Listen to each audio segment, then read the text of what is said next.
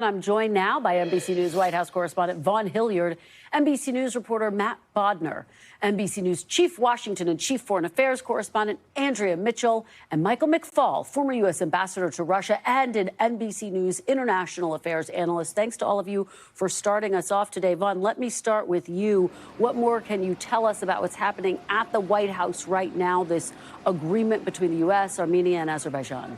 Right. I've been listening here in real time to the president here who helped mediate, along with Steve Witkoff, his special envoy, Kristen, between Azerbaijan and Armenia. The president of Azerbaijan, Ilham Aliyev, as well as the prime minister of Armenia, Nikol Pashinyan, are sitting there on both sides of the president. We anticipate them also commenting momentarily. Dating back to the Cold War, there has not been a peace agreement here between these two countries, and this particularly is looking up at opening up a corridor between Azerbaijan and its autonomous zone that is separated effectively by Armenian land about 20 miles wide. And this will open up a corridor that the administration says of oil and gas, but also a rail line. And effectively, this is for the White House another opportunity, as the president just touted mere moments ago, an opportunity to address ongoing conflicts that are decades long. He's already cited here just a few moments ago, of course, the help in mediating conflicts between the Democratic Republic of Congo and Rwanda, Cambodia and Thailand, and then, of course, that ceasefire between India and Pakistan. Of course, all of this, including this announcement here on this Friday evening, though, is happening with the backdrop of the ongoing conflict and war in Gaza and, of course, in Ukraine as well, Kristen. Well, let's pick up right there. Today was the deadline that President Trump had set for Russia to either agree to a ceasefire or face severe economic consequences. He stepped back from that amid word that there is this tentative meeting that has been set between President Trump and President Putin. What are your sources telling you about the strategy there and yet again stepping back from the brink of really imposing significant sanctions on Russia? Right. There's quietness at this point in time as it comes to actually moving forward with the Friday deadline and the sanctions that the president had vowed to implement, including potentially up to 100% in secondary tariffs on countries, including China and India, that purchase oil and gas from Russia. And this was a moment here where the president perhaps actually seemed more serious about actually moving forward with the deadline, suggesting that he had ordered, including 2 nuclear submarines into the region after a back and forth with Medvedev, the number 2 on the Russian Security Council last week. Back in May, the president had suggested that there was a 2-week deadline for Russia to enter into a ceasefire and effectively move forward toward a long-term end to this war. But what we have seen now time and again over the first 7 months of his administration is continued deference here to Russia. And that is where we are looking at the potential that the sitting president may very well meet 1 week from now with Vladimir Putin, and notably without Ukrainian President Volodymyr Zelensky. Trump saying himself that he was willing to have just a one-on-one meeting with Putin, which of course has caused consternation for Ukraine over the course of the last 7 months. And even when he was a candidate for president, was what terms of an agreement would the Americans set with Russia without effectively Ukraine at the negotiating table? And I think that that is where there's a lot of questions for this administration to answer about exactly what terms the president may be willing to set as parameters to sit down with Putin, or if there are any at all, but whether this is just a continued conversation between him and the Russians. Well, and of course, to the other major conflict, the president has said he wants to bring an end to the Israel-Hamas war amid word that Israel intends to escalate its military involvement in Gaza. What is the reaction and the strategy there from the White House's perspective? So far, silence largely here from this White House again, or not just the silence, but more so deference, Kristen, to Israeli Prime Minister Benjamin Netanyahu. We heard directly from the president suggest that this was an Israel decision. We've heard from Mike Huckabee, the ambassador to Israel, as well, that this is a decision by the Israeli government, and the U.S. supports Israel's efforts here. Of course, we have seen this administration, through Steve Witkoff, who was in Gaza 1 week ago, call for greater humanitarian resources to enter into the Gaza Strip. But there are still a lot of questions about just what capacity that is actually going to take hold. We know that Israel approved yesterday the takeover of Gaza City. That is a far cry from the words of Netanyahu to take over the Gaza Strip as a whole. But this would amount to another ground invasion here, in one that has not only left a great many U.S. Officials, particularly in the Democratic Party, concerned, but also we have heard from hostage families and a number of Israelis that have called into question whether this would put the hostages in greater harm's way by moving forward with this sort of an effort. But this White House, time and again, has stood by Netanyahu's decisions to move forward outside of, as NBC News has learned last week, outside of frustration from the president about the humanitarian conditions in Gaza. Largely, though, we have continued to see him effectively continue to provide the necessary military equipment to Israel and funding to Israel, Kristen. And Vaughn, I know I have you in a lot of different angles here, but before I let you go, let me ask you about some developments back here at home. The administration's investigations into California Senator Adam Schiff, New York Attorney General Letitia James.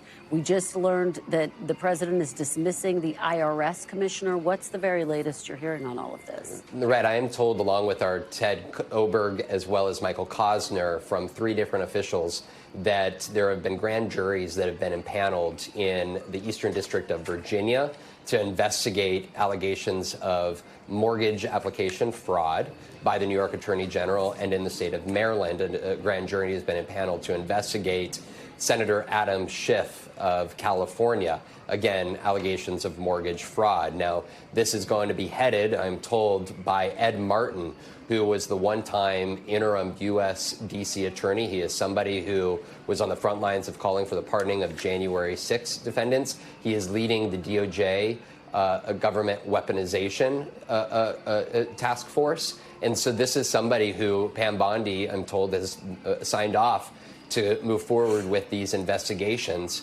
into 2 very key perceived enemies of this sitting president. And you also mentioned Billy Long, the IRS commissioner.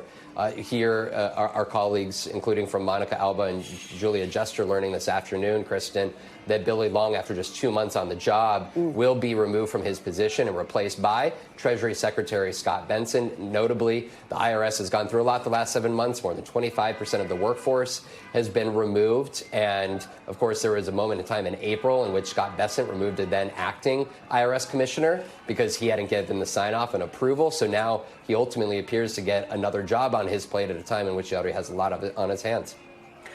Vaughn Hillyard, covering a lot of ground for us this afternoon. Please don't go far, Vaughn. In case we hear from the president, I'm going to come right back to you. Thank you for that breakdown. Matt Bodner, let me head over to you. Let's talk about the latest on the situation in Gaza. What has the reaction been to Prime Minister Netanyahu's decision to take over Gaza City? Well, this has all been swiftly condemned by basically the entire international community, Kristen. Though, as Vaughn just pointed out, not the United States. It is also sparking backlash within Israel, where people are concerned that this will jeopardize the lives of the remaining hostages. But back to that international response. We have seen a number of statements from world leaders today saying essentially this is not the way to go. This won't do anything to end the conflict, and it won't do anything to address the humanitarian suffering in Gaza. Many states have openly questioned also how this furthers Israel's own security as well. Egypt did issue a statement saying this was little more than an Israeli occupation plan, and basically every Arab state in the region followed suit. The European Union is urging Israel to reconsider. Individual member states have issued their own condemnations. Germany has gone so far as to say it will suspend military aid to Israel. So really, it looks like Netanyahu is risking further international backlash if he moves forward with this. Kristen? And it comes amid this horrific humanitarian crisis. And you do have Prime Minister Netanyahu saying that they will get humanitarian aid to the people of Gaza. But is there a sense that that's all but impossible against the backdrop of a military escalation? Yeah, I mean, aid groups, the United Nations, everyone's been very clear on this, that it would be disastrous for the humanitarian situation as a whole throughout the Gaza Strip. The situation, of course, is already dire, as we've been reporting in recent weeks, near famine-like conditions in Gaza City. And so the calls from the international community, the AIDS organizations, have been very clear. What's needed now is immediate flooding of the zone with aid. That's growing louder all the time. And there's just no way that a renewed, military operation of any scale at all would do anything but spell disaster by further complicating what little aid distribution is already taking place. All right, Matt Bodner, thank you so much for your reporting We really appreciate it. Let me go now and turn now to Andrea Mitchell. Andrea, thanks so much for being here on set. We really appreciate it.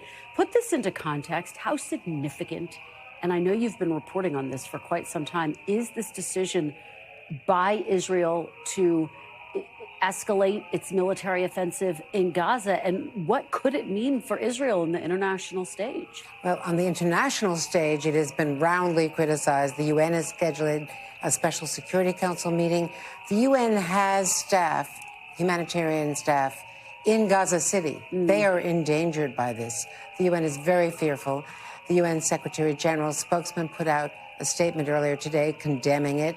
It's been condemned by Keith Starmer, the UK Prime Minister, by the German Chancellor Merz, by the French, by the Australians. 28 countries have criticized Israel for expanding the war, and this is the last piece of Gaza that is not already controlled by Israel. So Netanyahu put out a statement online, he posted on X, that this is just a decision to go into Gaza City. Gaza City is the only area not already controlled by the military. There are 1 million people there. This is urban warfare. And I was interviewing Orna Nutra. She is the mother of Omer Nutra, an American who was killed last year. And she and many of the other American and Israeli hostage families, where there are 20 surviving hostages, say that if this happens, Hamas will do what they did almost exactly a year ago, which was to kill 6 Americans, if you remember. And, that was, Hirsch, Poland Goldberg, and what they do in desperation, they're terrorists, is to kill their assets, which are the last surviving hostages. And as we saw from the 2 videos that they so cruelly released last week, they're emaciated. They, like everyone, the Hamas says, like everyone in Gaza, they're starving, but the point is that they're on their last breath. That's the fear, that these 20 surviving Israelis will not live long, but that this would be a death sentence for them, according to the opposition. Also, importantly, there is opposition from the chief of staff of the IDF. The former defense minister was fired for opposing this just last year, Yoav Gallant. And now the chief of staff has come out publicly in the last few days criticizing this, but it was approved by the Security Council, and that we have seen exclusively, as you pointed out at the top of the show, satellite imagery, which seems to suggest that there are Israeli forces massing right near the border with Gaza. And Andrea, as we're having this conversation, President Trump is signing this agreement between Azerbaijan and Armenia. And of course, we await to see if he does, in fact, answer reporters' questions. But he's trying to cast himself as a peacemaker. We know that he has designs on the. Is he taking questions right now? No, he's talking right now. The Nobel Peace Prize.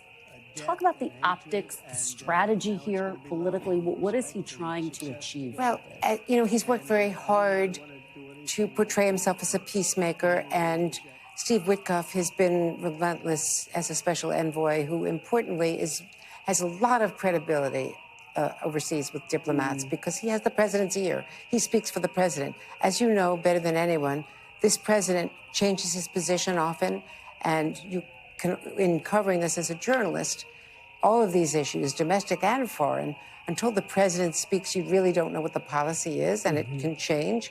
So to have someone like Witkoff, who is so close to the president, understands him, has his complete confidence, which was repeated just in the last few days, that's very important. So for all the carping about Witkoff not having diplomatic credentials, diplomats have not been able to do this. I was on the, multiple shuttles in the last 2 years, since October 7th, almost 2 years, and it was not achieved.